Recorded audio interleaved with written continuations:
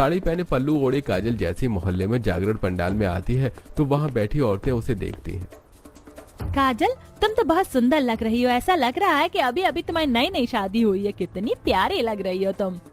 कलावती, ममता, कई सारी बूढ़ी औरतें काजल की तारीफ कर रही होती हैं कि तभी जागरण में जब माया अपने उस फैशनेबल कपड़ों के साथ आती है तो सभी बूढ़ी औरतों का मुंह बन जाता है। हाँ हाँ, देखो इस सरला की बहू को तो कपड़े पहनने का ढंग ही नहीं। फैशन शो में आई है या माता रानी के दरबार में। माया बहू, ये तुमने कैसे कपड़े पहने हैं? अगर कुछ ट्रेडिशनल नहीं था तो मुझसे कह देती।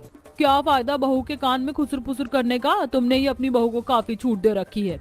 छोड़िए ना माँ जी, किसी का होता है कि उन्हें पता ही नहीं होता कि किस जगह उन्हें कैसे कपड़े पहनने चाहिए। चलिए अब हम सब जागरण शुरू करते हैं।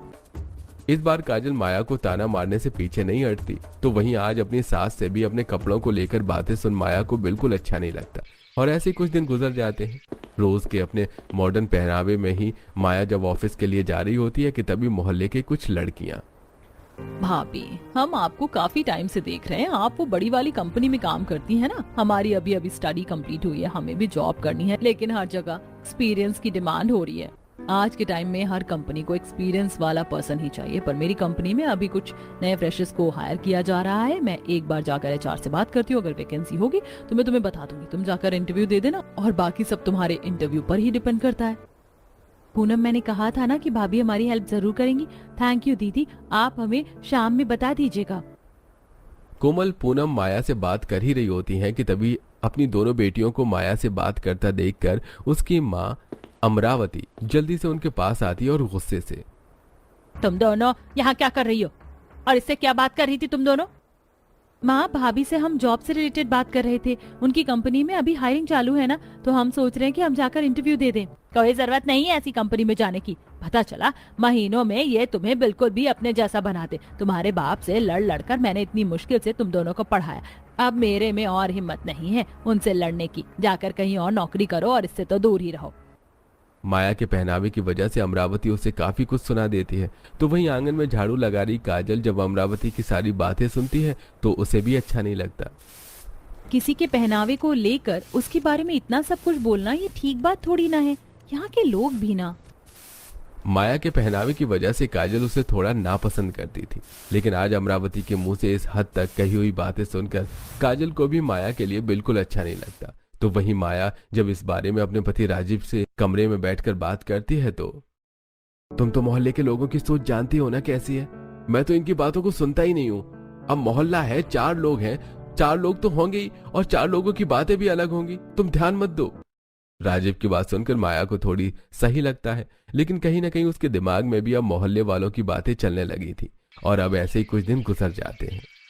यार, एनुअल फंक्शन में क्या पहनूं कुछ समझ नहीं आ रहा है। ज्योति, सुबह से फोन में ही लगी हुई हो, कुछ काम कर रही हो क्या? वो कॉलेज में मेरा एनुअल फंक्शन है ना, उसी के लिए एक अच्छी सी ड्रेस देख रही थी। ये देखो, आपको कौन सी ड्रेस अच्छी लग रही है इनमें से? कोई भी अच्छी नहीं लग रही। एक काम क्यों नहीं करती, तुम पटियाला सूट सलवार पहनो, तुम पर बहुत अच्छा भी लगेगा। भाभी, मैं किसी पूजा में नहीं जा रही हूँ, कॉलेज का एनुअल फंक्शन है। आपसे तो मैंने गलत ही पूछ लिया। शादी को इतना टाइम हो गया है, लेकिन अभी तक आपकी सोच वही गाँव वाली है। इतना कहकर ज्योति चली जाती है। तो वहीं ज्योति की ऐसी बातें सुनकर काजल को बिल्कुल अब कुछ दिन और गुजरते हैं। काफी देर से उमंग बालकनी में खड़ा होता है, जिसे देखकर जब काजल बालकनी पर आती है तो काजल देखती है कि उमंग अपनी बालकनी पर खड़ी माया को ही देख रहा है। ये देखकर काजल, माया को क्यों देख रहे हैं? कहीं आप उसे पसंद तो नहीं करते ना?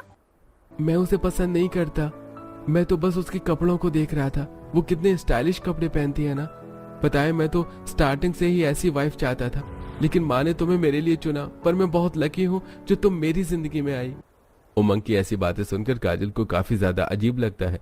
तो वहीं अगले दिन बर्तन धोते धोते काजल, कुछ भी हो, लेकिन माया अपने कपड़ों में सुंदर तो बहुत लगती है। अब बूढ़े लोगों का क्या है, वो तो अपने जमाने की ही सही समझते हैं, लेकिन रहना तो हमें आज के इस नए जमाने में है ना। अब कपड़े तो मैं माया जैसे पहन नहीं सकती, लेकिन कुछ और तो कर ही सकती हूँ। माया हमेशा हाई हील ही पहना करती थी, जिसे देखकर अब काजल भी मार्केट से अपने लिए हाई हील्स लेकर आती है। उन हील्स को पहनकर लड़खड़ाते हुए काजल जैसे ही मोहल्ले में आती है तो एकदम से लड़खड़ाकर नीचे गिर जाती है, जिसे देखकर मोहल्ले की कुछ औरतें काजल पर हंसने लगती हैं। देखो देखो, हमारे मोहल्ले में कौन आया है, मॉडल काइली जेनर। लेकिन ये कैसी मॉडल है जो आते ही गिर गई। सभी काजल पर हंसी रहे होते हैं कि तभी वहां माया आती है और काजल को उठाने में मदद करती है। तुम्हें ज्यादा लगी तो नहीं ना? तुम तो इस तरह के सैंडल पहनती नहीं हो, फिर आज क्यों? वो बस तुम्हें देखकर मन हुआ कि एक बार मैं भी इन्हें पहनूं। कपड़े तो मैं ऐसे पहन नहीं सकती, लेकिन जूते चप्पल में क्या ही रखा था, मैं तो इसे भी नहीं पहन सकती। मैं इसमें कंफर्टेबल हूँ, इसीलिए मैं पहनती हूँ, ना कि किसी को दिखाने के लिए। अरे वो बात तो ठीक है, लेकिन अब हम क्या करें? मोहल्ले में जहाँ कुछ लोग मुझे पसंद करते हैं तो वहाँ कई लोग मेरा मजाक उड़ाते हैं। तुम्हारे साथ भी कुछ ऐसा ही है। हमारे पहनावे को लेकर हमें काफी बातें सुनने को मिलती ही हैं। काजल की बात काफी हद तक सही थी। तो वहीं उस दिन के बाद से काजल और माया एक दूसरे को ताने देने के बजाय धीरे धीरे माया काजल एक दूसरे की काफी अच्छी दोस्त बन जाती है।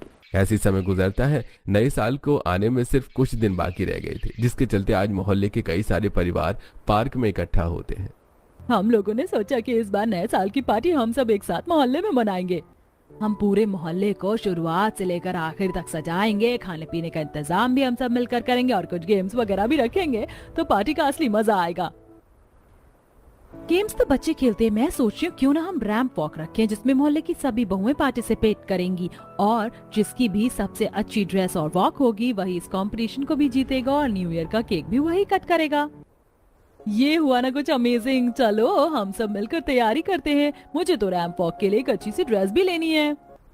नया साल आने में अब सिर्फ कुछ दिन रह गए थे, जिसके चलते अब मोहल्ले में चारों तरफ नए साल के सजावट की तैयारी शुरू हो जाती है। तो वहीं पार्क में बैठी ज्योति, काजल और माया कपड़ों को लेकर बात कर रही होती हैं। मुझे तो कुछ समझ ही नहीं आ रहा कि मैं रैंप वॉक के लिए क्या पहनूं। अगर मैंने अपनी कोई वेस्टर्न ड्रेस पहनी फिर से मोहल्ले की सभी औरतें ताना देने लगेंगी और मैं नहीं चाहती कि नए साल पर मेरी किसी से बहस हो। मेरे पास तो साड़ी सूट के अलावा कुछ है ही नहीं। मैं ज्यादा पढ़ी लिखी तो नहीं हूँ, लेकिन इतना तो मुझे भी पता है कि इन चीजों में साड़ी सूट अच्छी नहीं लगती। मुझे कमाल का आइडिया है, क्यों ना इस बार अपने कपड़ों को एक दूसरे से स्विच कर लें आप दोनों। माया भाभी काजल भाभी की तरह कपड़े पहनेंगे और काजल भाभी माया भाभी की तरह।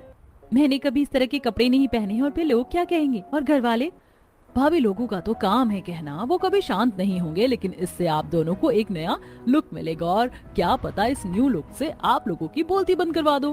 काजल ज्योति बिल्कुल ठीक कह रही है, हमें इस बार इसे ट्राई करना चाहिए। अगले दिन ही ये तीनों पास के मॉल से ही सबसे पहले शॉपिंग करने के लिए जाती हैं।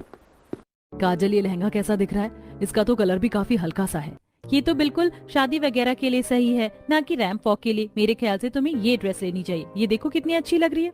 ये तो बिल्कुल इंडो वेस्टर्न हो गया है। मैं तो ऐसी ही ड्रेस ढूंढ रही थी। थैंक यू सो मच, ये तो मुझ पर काफी अच्छी लगेगी।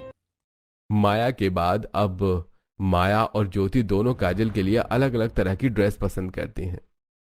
नहीं नहीं, ये तो कुछ ज्यादा ही वैसी ड्रेस हो जाएगी। माँ जी और पापा जी भी रहेंगे, वो लोग क्या कहेंगे? काजल, इतनी भी बोल्ड ड्रेस नहीं है, ये सही लगेगी, तुम एक बार ट्राई तो करो। हाँ भाभी, मुझे तो ये ड्रेस काफी अच्छी लग रही है, प्लीज एक बार ट्राई करो ना। ज्योति और माया के कहने पर काजल उस ड्रेस को ट्राई करती है जिसे पहनकर वो काफी अच्छी लग रही होती है।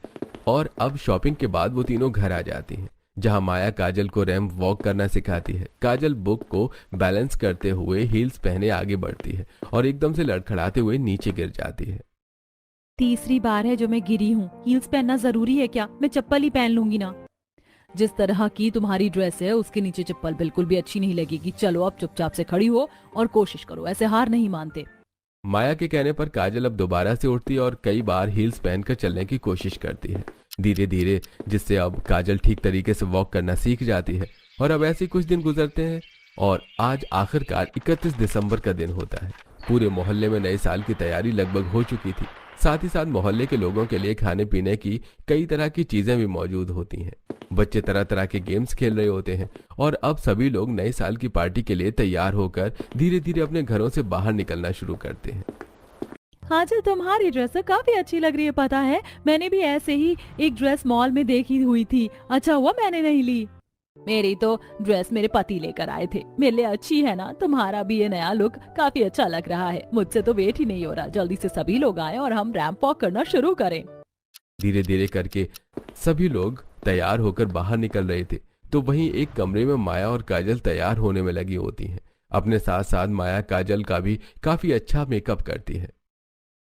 मुझे नहीं पता था कि मेकअप के बाद मैं इतनी सुंदर लगूंगी। मुझे तो इतना मेकअप भी नहीं करना आता। पर मुझे आता है और धीरे धीरे मैं तुम्हें भी सिखा दूंगी। चलो मेकअप तो कंप्लीट हुआ और बाल भी हमारे सेट हैं, अब जल्दी से ड्रेस पहन लेते हैं। शहरी और गांव वाली बहुएं अब अपनी अपनी लाई हुई ड्रेस पहनकर तैयार होने लगती हैं, तो वहीं बाहर बस रैंप वॉक शुरू ही होने वाली थी।